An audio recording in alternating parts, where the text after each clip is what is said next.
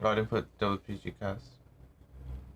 Yeah, you could just add that in now, right? Yeah. We're doing it live.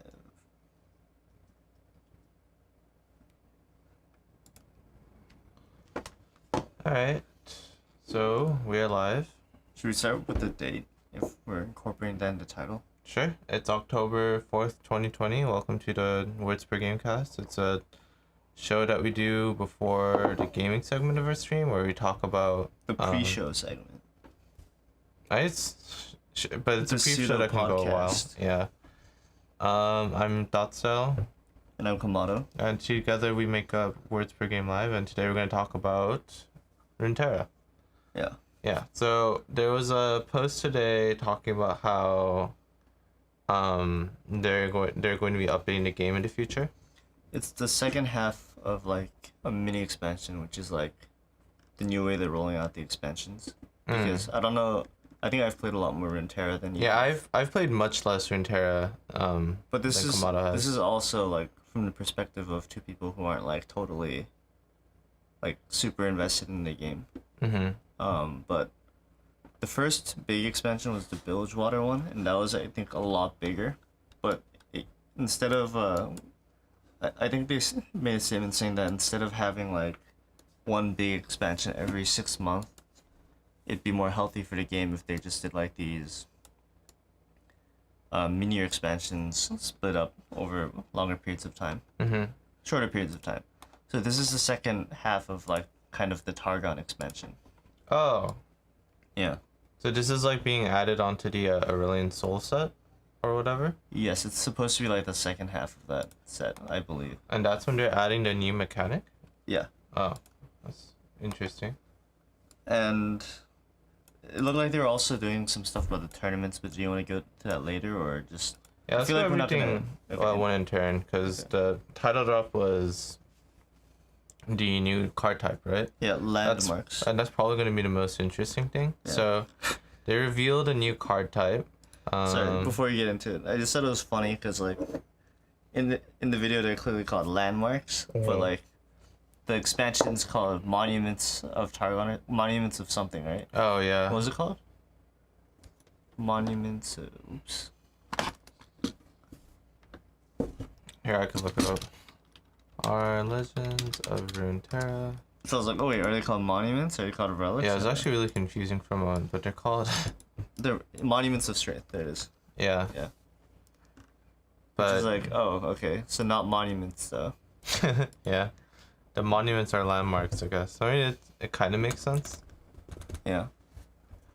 I mean, okay, just sorry. I know we shouldn't go off too many tangents, but just etymology-wise, landmarks can be natural, but monuments are always man-made, right? They're like structures and stuff. It's just mixing signals a bit.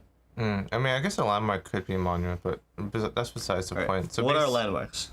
So basically, the way they work is they're kind of like, what do you call it?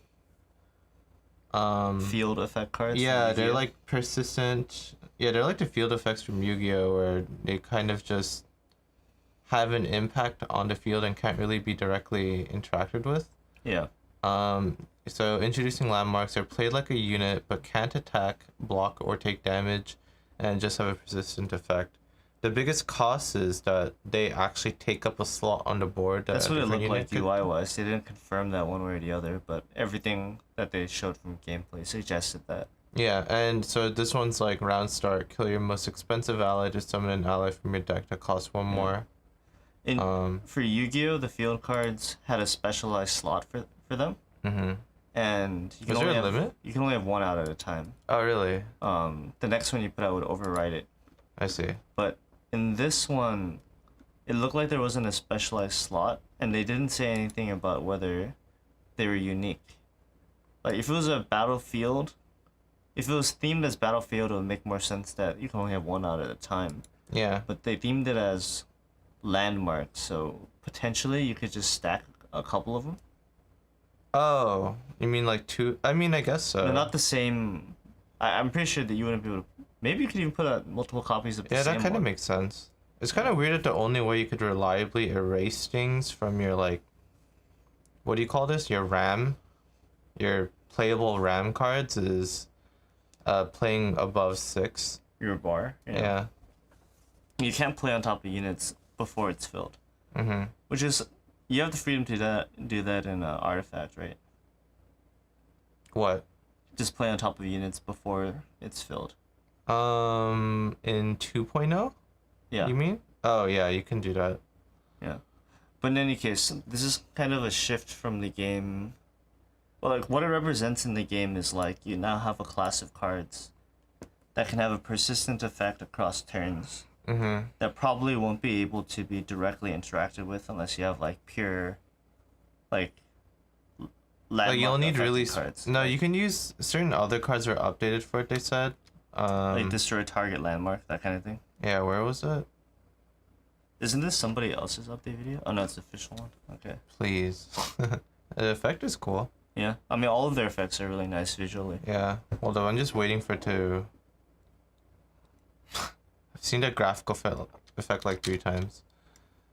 What's that card? Okay, yeah, so this card can It obliterate counts it. as an enemy. Okay. Yeah, so you can still obliterate it. Yeah. Is that card a new card? I don't remember it. Oh, it's a celestial card, yeah. Yeah, it's part of the new Targon set. Okay, so, like,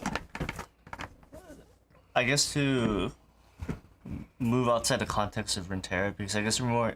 I don't know where you're coming from, but I'm more interested in what this represents in the card game space more than I am in, like, its specific implementation in Runeterra.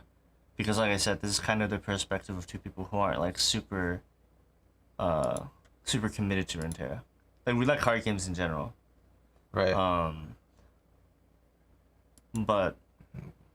Sorry, that was a weird preface. The point I was trying to make was basically that, like... I think on the tin, if you told me, like, hey, we're introducing a class of cards that will have persistent effects and that are harder to interact with directly, right? Mm-hmm. I'd be like, oh, well, I think on the tin that sounds like that's bad. That's, like, less interaction. Right. That's, like, less... Less counterplay? Yeah, less control over how the game is dictated, because you can't, like... You have to include very specific cards to interact with this new class of cards that might be in the opponent's deck, right? Mm-hmm. If you want to play around it and stuff. Yeah. And it's slightly mitigated by the fact that it looks like it only affects the opponent's side of the board. Yeah. But, like, on the tin, that sounds kind of bad, right? Or what does that sound like to you? Do you not have a problem with it? So these effects are only for your side, these landmarks.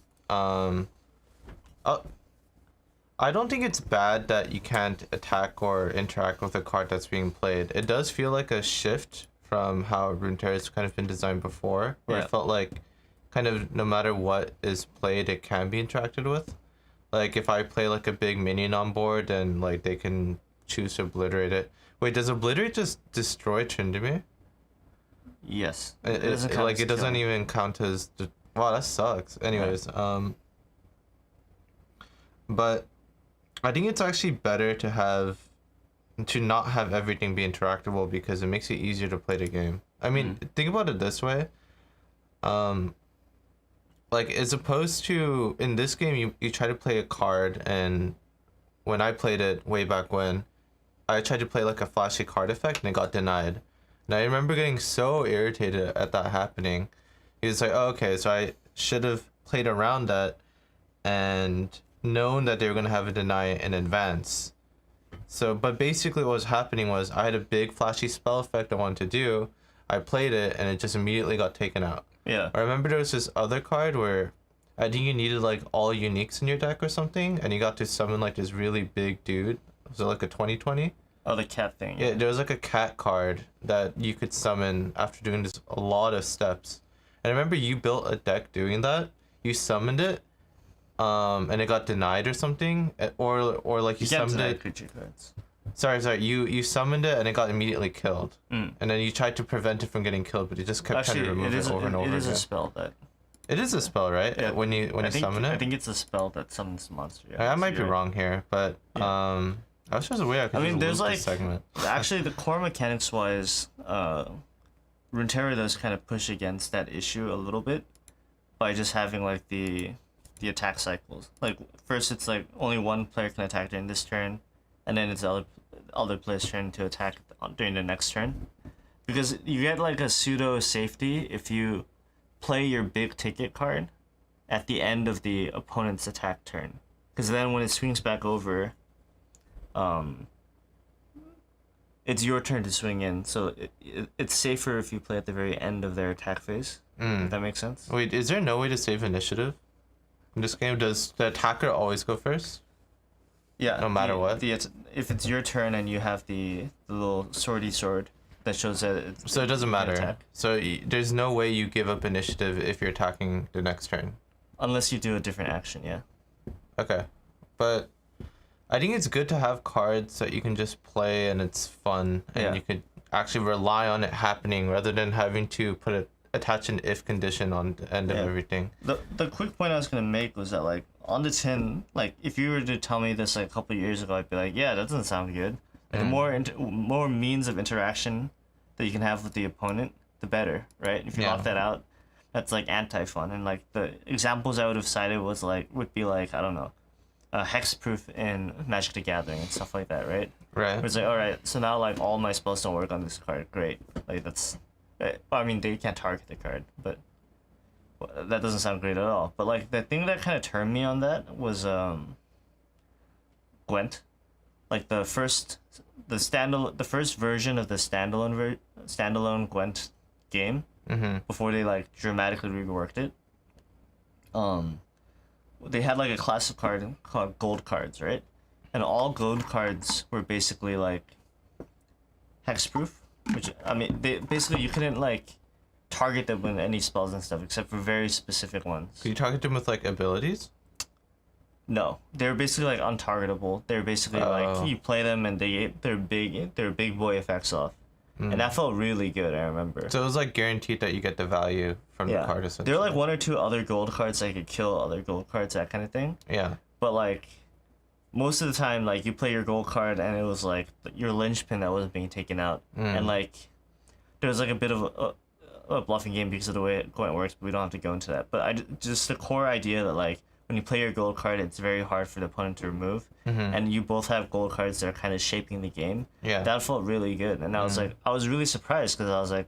yeah, like a big moment card. Yeah, because even going into Gwen, I was like, what? You can't deal with that many gold cards? That sounds silly. Yeah. But I think it does a lot towards, like, player expression. And I like this form of design more than, like, the Hearthstone's... your opponent can't do anything during your turn. So you can play out your fantasy, and then it's the opponent's turn. Like, there's more... This Wait, gives you... doesn't that contradict what you said? Because Hearthstone, you can definitely play the cards.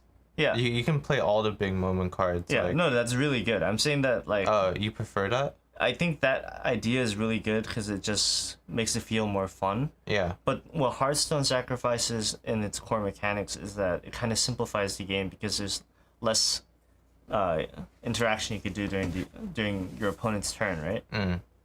But, like, this is, like, trying to have the best of both worlds where, like, there is a heavy amount of interaction between both sides, but now there's, like, this separate class of cards that is harder to interact with, but can still have, like, really big effects. I mean, I'll say... That's a bit of a complicated idea, but yeah. I think that on the tin, it does look a little awkward, because, like, you play it and it's supposed to be an effect that affects everything, right? Yeah, it is just in the middle of the board. It doesn't look like it does. Yeah. It's not as elegant as the rest of the design, where before any unit here is, like, an attacker defender. Now it's, like, attacker defender and this thing that has, like, a persistent effect. Yeah. Like, why not just attach this to, like, a minion? Why what do you think the issue would have been? Yeah. Like, why...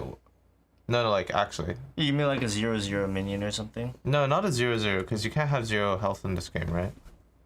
Isn't 0 health death? Yeah, it is. Yeah, so what do you think the difference is between... Oh, because if it's a minion, then it can attack and stuff. And be, like, dragged out. Like, what if this was, like, a 0/20? You can still be, like, pulled and stuff, and, like, damage for different synergies, that kind of thing. Yeah, and if it was a spell... then it can't be interacted with at all, right? If it was a spell, then it couldn't be interacted with, and 2, you might forget that it was cast. Like there's a card. No, right. what if it was like you cast it as a spell, right? And you do like what artifact it, and you make like a small medallion, and the medallion just like boop like goes next to your sword or something. I'd like that a lot more. Cause like, I think there's a card that they already released in their first set that they probably want to retroactively make one of these cards. It was a Freyr card called like I think War Mother's Call, and what that does is at the round start. War Mother's Call. Yeah. And what did that do? You just look at it, yeah. Summon a top ally from your deck now, and at each round. Oh, that is basically the same thing, right. isn't But it? this was a spell. When And was this? Was this the Aurelian? The original set. Oh, the original Yeah. set. The problem with this card was that like, obviously like if you're playing the game and you're active, you won't forget that it was cast. It's a giant 12-mana spell, right? Yeah. But there was no indication on the board that this was like in play. You know what I mean? Right. So after it's cast, like I'm assuming it had a really big Yeah, visual it was like effect, the right? Aurora Borealis, was like whoa, and then like boom, one of your units came out. Hopefully a big one. Yeah. And then that would happen every time at the round start as well, as you're drawing the card. But like, now that they introduced these landmark cards, it's like, oh, this feels like it should be a landmark. Because the problem with it was that there was no persistent visual indicator that this was in effect. You know? Okay, so I guess the reason for not having it be a spell, right? And having it be its own thing. So it's not a minion, so you can't attack it to kill it. You can't hook it with Thresh. You can't do a lot of other things to interact with it. But you can interact with it. Right? Yeah. Actually, do they even count as spells? Can you just deny a landmark from being cast? I wonder. It says landmark. They're but played deny... like a unit. Okay. Yeah, they're not spells, which makes sense. They're units, but not spells. So you can't deny them. You have to kill them in some way. I'm assuming there's gonna be like some like pseudo Thresh unit that can hook landmarks later, but or like they have the ability to basically taunt. Grab. What do you call the effect when they grab it? Basically Challenger. Yeah, they can do Challenger on landmarks and then kill it or something. I don't know. But if they allow this kind of language instead, right? Then they're gonna be also allowed to do more effects like War Mother's Call, where they're more powerful. You can even do more powerful ones even, because now you know there's removal that can actually take out the persistent effect later. Yeah. Which I guess makes sense. I mean, this one was clearly supposed to be like less interactable. It's like it's your reward for getting to the late game and having 12 mana up.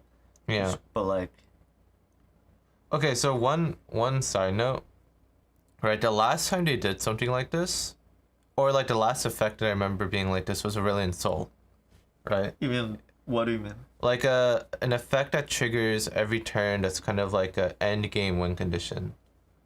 Like Aurelian Soul basically is a spell when he levels up. Like he generates cards for you, right?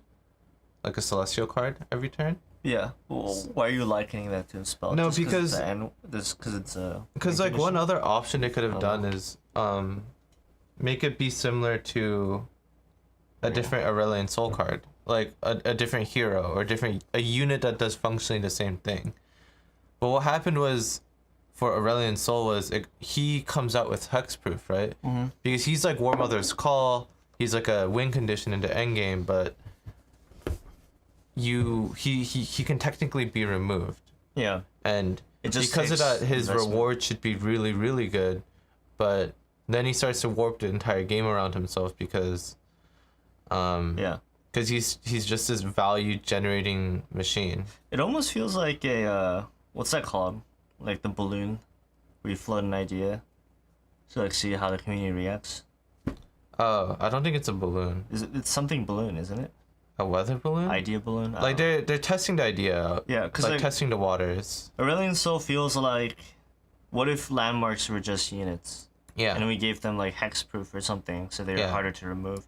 And like, oh wow, this kind of is too strong. Yeah. So we'll remove the unit component. I mean, I'm pretty sure they had landmarks developed beforehand, but like, it feels. I see what you mean. There is a bit of overlap with like kind of the idea of landmarks and the way ASOL was designed, because ASOL is designed to like kind of be hard to remove his effect if you get the trigger. Yeah, because also there's like 3 Aurelian Souls in your deck too, right? What's his trigger? You just get to full mana? No. Is that it? Oh no, you have to have like 20 damage right. on the field. Yeah. It's not exactly the same thing, but I guess from the abstract card space of... But you could do the same thing with landmarks. Like imagine a landmark that only triggers based off a condition? No, that does the same. Basically, what was the effect of ASOL? Does it generate cards regardless? A 6+ celestial card at the end of every... So let's say there's a landmark that does the same thing. It you play it, and if there's 20 or more, then it transforms and does the same exact thing that Aurelian Soul does. Like conditional triggers don't have to be only limited to hero cards, right? Yeah, I mean ASOL is also like a big fat 10/10 body with Fury as well. He has Fury? Yeah. He's 10/10? Yeah. How much mana does he cost? 10, I believe. I guess it makes it harder. Oh shoot. There's a song called Aurelian Soul. Apparently. I hate how I have to scroll down past this dumb ad. Hey, they gotta make money somehow. Hold up, let me...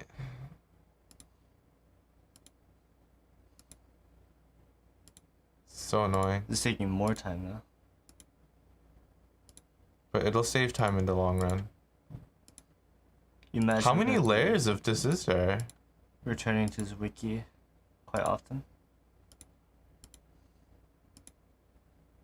Okay, last one. Okay, last one. Wow. Nice. So now when I refresh... Nice. Okay. So invoke a celestial card. If you play it, you invoke one. Oh, you get something just from playing it. So it also has a battle cry. Yeah. Invoke a celestial card that costs 7 or more. Create a random celestial card in hand at every round start. Wow. You level up. Yeah, because you could just abstract it out. I guess it's yeah. harder to balance because he's also 10/10. I mean, okay. Like in Magic the Gathering, the closest equivalent to these landmark cards are enchantments, right? Because you could have enchantments that enchant... Like enchantments for units? That you could have enchantments that enchant units, but you could just have regular enchantments out on the board as well. Oh. Yeah. Like, so one of them I remember just kept summoning 1/1s at the end of every turn. Like, that kind of thing is pretty fun. Yeah, actually, it's the same thing, isn't it? Yeah. Yeah, but you can remove enchantments. Yes. Yeah, and enchantments are siloed off into their own thing, so you can balance them separately without worrying about... It makes it easier to balance, right? They should just call them enchantments. I wonder why they didn't, but... Distinguish themselves. Landmarks? I guess the idea is that they're like geographical and monumental fixtures that affect the way the game is being played. What is something that you can't attack, can't block, but are units? Statues. Idols. Religious iconography. Not religious iconography. Yeah, like a statue. I Relics. guess. And if you generalize that, I guess it's landmarks, places of power, things of power. I wonder if Galio will come out as a landmark. That'd be so weird. That becomes a champion. But yeah, I don't know. It's a interesting angle. I don't know if it'll... It seems like they're trying to solve this problem of trying to have big, flashy, persistent effects that you can kind of design your deck around and have it be a really fun thing. I feel like a lot of design of this game is, just for me, I don't play it enough, so you can contradict me on this. But from my perspective, it looks like they keep pushing towards trying to have really big moments in the game, rather than having more incremental things. Like here, look at even this landmark, right? Yeah. Where is it? The only one they showed? Yeah. What about it? Where is it? You just want to show this one here. Effect So that's played, or kill your most expensive ally to summon an ally from your deck that costs 1 more, right? Yeah. It's like this is a deck thinning card. Deck thinning and ramp, yeah. Deck thinning and ramp. So it's Most like pushing expensive towards ally. the bigger dudes. That's kind of interesting too, because it says most expensive, not most power or something. Yeah. And a lot of the more expensive units that have like a really good death rattle effect are generally like kind of badly statted anyway. Oh, are they? So it'll kind of be hitting what you want for the most part.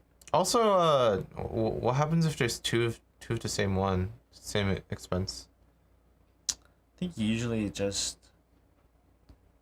picks the one that was most recently buffed or something. If there, okay, another thing is, most recent out. is there a card that summons another card in this game? There is, right? There's a number of them, yeah. Are they like the same expense cost? No, they're not. They're not? They have separate ones. Oh, okay. Yeah. What if it reaches 10? You can't ever reach 10, I think right? the language suggests that at that point it would just kill it and you get no upside. Oh, really? Yeah, like you wouldn't. It says one more, not one more or less. Oh. So it ends. Oh, that's so weird. Yeah. Alright. Can you think of a different landmark that might be interesting? Are we just speculating now? I mean, just for one, maybe. One you think that would be cool. I mean, there's like You like the 1/1 thing, right? people. I think there'll always be something that helps you like protect things of value. So landmark could be like, give your most recently played unit stealth or something at round start. Okay. Or round end. No, round start. That would make more sense. Or, like there's gonna be some one of them that just like for Demacia will probably have something like give +1/+1 to like the strongest unit or something. Or that sounds more like Noxious actually. What about all? I wonder What if is they're it? gonna keep to the idea of like it never being able to affect the enemy side directly. I feel like it'd be more fun if you could. Like one that just like throws out, I don't know, 3 pings towards the enemy, randomly targeted at the end of the turn. But that'd be really obnoxious if you couldn't interact with it, is the thing. Yeah, I mean, they can't defend. I think people psychologically can deal with the opponent's side getting buffed over and over again more than like getting pinged and not being able to kill the thing that's pinging you. But yeah. What about a mushroom card? What, for Timo? Yeah. Like, That sounds like it'd just be like the karma effect for like repeat spell effects if you generalized it, or 1-cost spells cost 0, or do you think it would? What if it was like a buff? Like, okay, here's one card, right? I'm gonna call it Timo's Lunch. okay. So if you play this card and you at round start, if Timo is on the board, Timo eats his lunch and then his poison effects are now doubled. I mean, I don't think they're gonna have something that's specific To champions? Yeah, there's specific champions even. Mm. It'd probably just be something more like, I don't know, the adoration of the crowd or something, right? And then like, if you play a champion, then you'll automatically also draw their spell card or something. I wish this game had like an... Sorry, I know this is really off topic, but I wish there was like an equivalent of an Aghanim Scepter. Where they do something... They amplify the character's I mean, that's kind of what their leveling is. When they level up. I guess. You know, you're right, yeah. Yeah. But yeah. Anyway, that's that. They have like some other stuff. But... Yeah. I was just more interested in like what it represents in the card design space. Yeah. I don't know if this will it will breathe new life into the game for sure. Yeah. It's just a Do you shame think it's that, the right direction? Do you think it's better? It's gonna be better as a result from what it was there for. It's like more complexity they're adding to the game. I think it'll be a better game. It'll be more robust. I just I don't know. This is a bit off topic if that's okay. Sure. But like, it's been hard for me to get really into card games since Artifact 1.0. Like I think Artifact 1.0 in some ways killed my capacity to enjoy other card games so much. And I mean Artifact 2.0 is a thing. It's in beta. We played it a bit. But yeah. I guess you're just more on the side of games having more depth in general. It's not yeah, depth, but like I liked how in that game, like every turn it felt like I was being pulled in like 5 different directions. And I had to kind of like playing always felt like I just had a needle in my hand. I was kind of like trying to like thread it through whatever like line of actions that would most likely lead to victory, and it wasn't so clear cut. Whereas just at the end of the day, like it's just like. Do you think that this is moving towards that? Because I kind of disagree. I kind of feel like this is making the game move more towards big effects and fun things. Yeah, no, I'm not saying that this is moving towards that. I was just talking about It's just something artifact that a you. bit, I guess. I see. But yeah, this is Runeterra. It looks like they're adding more complexity. I wish it didn't take up a unit slot, but I guess that's a good way to balance it. Hmm. And this is probably the most impactful class of cards they've made since Champions. So we'll see how this goes. Yeah, I hope because they make a lot of them. it limits the amount of defenders you can have too. Yeah, That's so weird. which is huge because like having one off Yeah. in terms of like the number of defenders kind of hurts a lot in this Mhm. game. Maybe they'll have a landmark that can always be a defender. But it seems like by the language they really want to avoid having it look like a unit at all. Yeah, I think there's probably going to be a landmark that's like chicken coop and it makes like a 1/1 every turn. Or like once every other turn if that's Yeah. too broken. Is it too broken to have a 1/1 every turn? I don't think so. Maybe it'd be a 1/1 that can block 2 units. Okay. Anyways, that's that then. Alright, And so that is the let's see. That's Words gonna per be the game end. cast portion of the stream today. And we are now gonna flicker the stream and move on to the gaming component. Alright, have a And good I one. think we're finishing up Mario 64. We're getting a good chunk of it done today. We're pretty close to the end. This should be good. Yeah. We were talking about card games. We move on to 64. Oh yeah. Alright. I'm gonna click fade to black. Nice.